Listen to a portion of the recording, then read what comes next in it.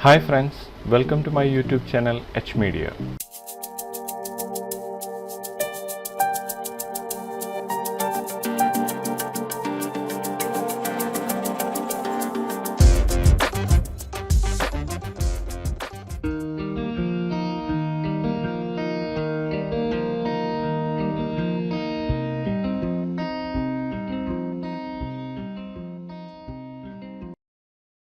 ഈ വീഡിയോയിലൂടെ 3ds Max 2025 latest ഫീച്ചേഴ്സിനെ കുറിച്ചാണ് പറയാൻ പോകുന്നത്. അഡ്വാൻസ് റീടോപ്പോളജി ടൂൾസ് മുതൽ കളർ മാനേജ്മെന്റ് വരെയുള്ള ഒരുപാട് അപ്ഡേറ്റുകൾ ഈ വെർഷനിലൂടെ ലഭിച്ചിരിക്കുകയാണ്. 3D വർക്ക് ഫ്ലോ ഇംപ്രൂവ് ചെയ്യാനും പ്രൊഡക്ടിവിറ്റി ബൂസ്റ്റ് ചെയ്യാനും ഈ അപ്ഡേറ്റുകളിലൂടെ സാധിക്കുന്നതാണ്. ഏതൊക്കെയാണ് ഈ ഫീച്ചേഴ്സ് എന്ന് ഈ ഒരു വീഡിയോയിലൂടെ ചെക്ക് ചെയ്യാം. 3ds Max 2025 ആദ്യത്തെ ഫീച്ചർ കളർ മാനേജ്മെന്റ് മോഡിലാണ്. ഓപ്പൺ കളർ IO എന്ന ഒരു കളർ മോഡാണ് ഇൻട്രൊഡ്യൂസ് ചെയ്തിരിക്കുന്നത്. ഓപ്പൺ കളർ IO എന്നത് open source colour management solution ആണ്. റെൻഡറിംഗിൽ കളർ മാനേജ്മെന്റ് എന്ന ഈ ഒരു ഓപ്ഷൻ കാണാവുന്നതാണ്. കളർ മാനേജ്മെന്റ് മോഡിൽ OCIO എന്ന ഈ ഒരു ഡിഫോൾട്ട് മോഡിലാണ് കളർ മോഡ് സെറ്റ് ആയിരിക്കുന്നത്. ഡിഫറെന്റ് ആപ്ലിക്കേഷനുകളിലേക്കും ഡിവൈസുകളിലേക്കും കളറുകളെ കൺസിസ്റ്റന്റ് ആയും ആക്യുറേറ്റ് ആയും ഹാൻഡിൽ ചെയ്യുന്നതിന് ഈ ഒരു കളർ മോഡിലൂടെ സാധിക്കുന്നതാണ്.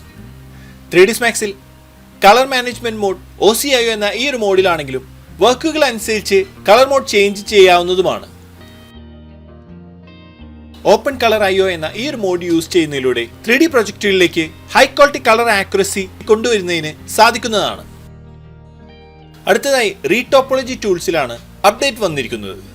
പ്രോസസ്സിംഗ് ടൈം 8% ഫാസ്റ്റ് ആയിട്ടാണ് റീടോപ്പോളജി മോഡിഫയർ അപ്ഡേറ്റ് ആയിരിക്കുന്നത്.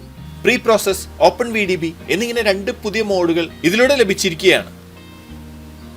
പ്രീ പ്രോസസ് എന്ന ഈ സ്റ്റെപ്പ് പ്രീ പ്രോസസ് മാത്രം ട്രയാങ്കുലേറ്റ് ആയി കാൽക്കുലേറ്റ് ചെയ്ത് ഇതിൽ ലഭിക്കുന്നതാണ്.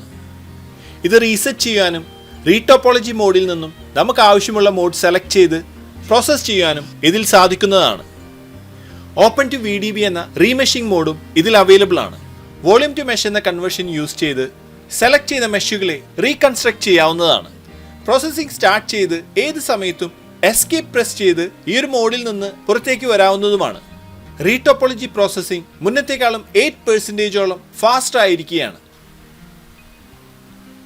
അടുത്തതായി മെഷ് ക്ലീനർ എന്ന ഒരു മോഡിഫയർ ആണ് 2025 ആഡ് ആയിരിക്കുന്നത്.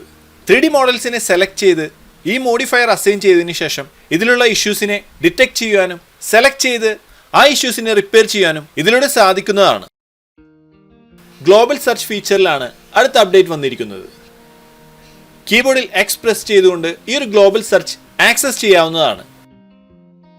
മുന്നേ യൂസ് ചെയ്ത 5 ടൂൾസ് നമുക്ക് ഇതിൽ നിന്നും ആക്സസ് ചെയ്യാവുന്നതാണ്.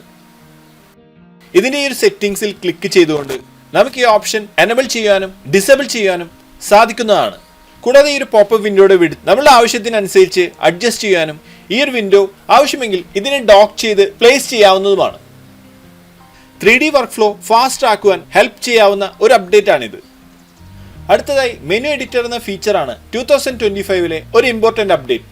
മെനുസിനെയും കോഡ്സിനെയും നമ്മുടെ ആവശ്യത്തിനനുസരിച്ച് കസ്റ്റമൈസ് ചെയ്യാൻ ഈ ഓപ്ഷനിലൂടെ സാധിക്കുന്നതാണ്. നമുക്ക് ആവശ്യത്തിനനുസരിച്ച് സബ് മെനുസ് ക്രിയേറ്റ് ചെയ്യാനും ആവശ്യമുള്ള ടൂൾസിനെ ആഡ് ചെയ്യാനും ഈ ഓപ്ഷനിലൂടെ സാധിക്കുന്നതാണ്. ക്രിയേറ്റ് സെപ്പറേറ്റർ, റീനെയിം, ഡിലീറ്റ് തുടങ്ങിയ ഓപ്ഷൻസ് ഇതിൽ അവൈലബിൾ ആണ്.